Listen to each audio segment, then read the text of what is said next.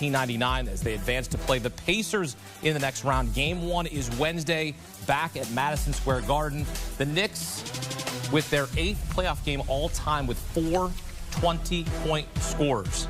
The only starter that did not score 20 points this game was Josh Hart, and he had a double-double in terms of rebounds, assists. In fact, he had a triple-double. He had 10 points, 11 rebounds, and 11 assists. So, like, he got it done, too. It was an absolute clinic by the Knicks. And for more, welcome in CBS Sports HQ NBA analyst John Gonzalez. The Knicks win a closeout game at home for the first time since 1999. John, this game was over at halftime with the Knicks up by 27. You look at what the Knicks did in this series. They knock out the Celtics, and sometimes it's the team who stays healthy who advances. What does this series win mean for New York?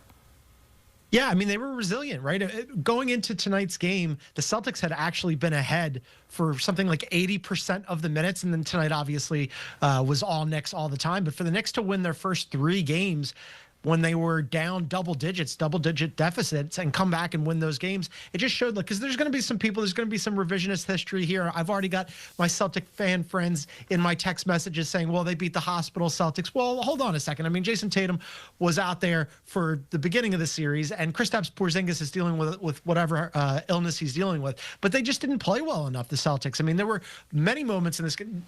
Look, Drew Holiday is a fantastic player. He's been a 0 on offense all year. You're not getting a ton of offense from Al Horford. Joe Mazzulla, for whatever reason, decided to start double big tonight. There's a lot of things you could point to from the Celtics perspective where you say they just weren't good enough. Derek White tonight, another one where he was Game 5, he was fantastic. Game 6 was a no-show. Only Jaylen Brown really showed up, and he fouled out, with 2 minutes, almost 3 minutes left in the third quarter. The Knicks, on the other hand, as you mentioned, Akeem, all 5 starters plus Deuce McBride in double figures. Wasn't a super heavy lift for Jalen Brunson tonight. He was fantastic, though. Karl Anthony Towns and OG both had a double-double.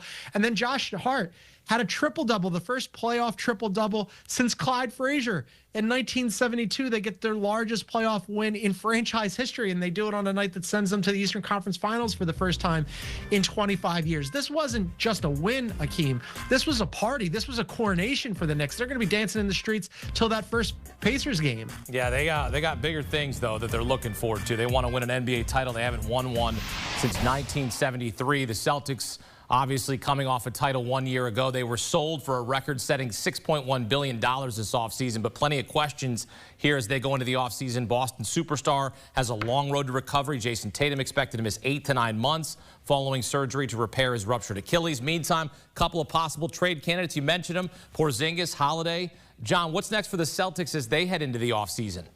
Yeah, they have a big offseason. Brad Stevens has a lot of things to determine. They're looking at a payroll bill with the tax because of the second apron of $500 million. That's not going to get it done when you're not going to have Jason Tatum out there. His season's going to be cooked. You're not going to come back from Achilles this late in the season and then play next year. So you're going to look at his age 28 season without Jason Tatum out there. They have to move some pieces around. Now, the question is, sure, on paper, would you like to move off of Kristaps Porzingis? Absolutely. What's the market for him? He's frequently injured. He's getting up there in age. He couldn't get out there because of whatever illness was going on. Al Horford, do you bring him back or not, and at what price?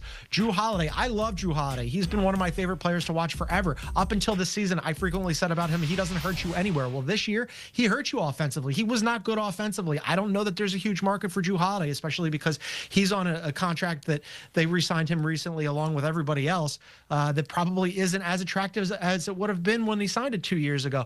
Derek White is a guy that you would have a market for, but he's also a player that you probably don't want to move on from if you have designs on rebooting this thing on the fly.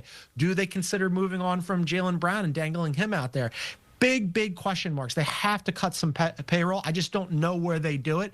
It's going to be a difficult offseason with some hard choices ahead of them.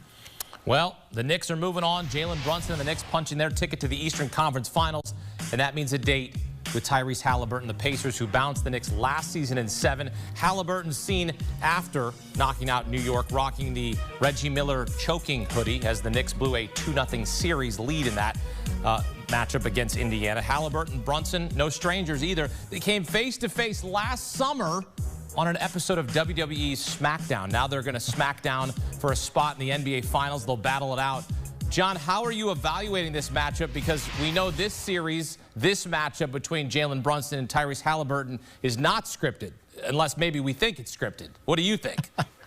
I think it's going to be a fantastic series. These two teams haven't liked each other forever. Going back to the 90s, the last time these two teams played each other in a conference finals, in the Eastern Conference Finals back in the late 90s, and those were super fun. I anticipate that this will be fun again. As you mentioned, the Pacers knocked the Knicks out last season. The Knicks are going to be feeling themselves here, Akeem. They just got through the defending champion Boston Celtics. They're hated rivals. They're back in the conference finals for the first time in 25 years. But I think that sometimes the casual fan might not realize how good the Pacers have been this year. Yes, the Knicks will be the favorites in this series, but I don't think it should be by much because the Pacers, since January 1, have been playing better basketball than pretty much every team in the NBA except for Oklahoma City, the Cavs, who they just knocked out, and the Celtics, who are gone, right? They've been killing it. And so the Pacers really figured it out. Second half of the season, they started off really slow to begin the year, but second half of the season, offensively and defensively, they've been really good. And Halliburton, who everybody loves to hate, especially New Yorkers, has been playing some of his best basketball of his career after a slow start for him as well. I mean, he was just the closer that you would love to have. It's two closers, right? You're going to have Halliburton on the Pacers, and you're going to have Jalen Brunson. The matchups in this are fantastic and fascinating. Karl Anthony Towns against Miles Turner, Siakam against Josh Hart, and then Nembhard and Nesmith, the do-everything's guys for the Pacers against Bridges and OG. I can't wait for this. I think it's going to be fantastic. Knicks are minus 148 favorites to win the series. Who you got? Close. Yeah, it's close. The Knicks are playing really well.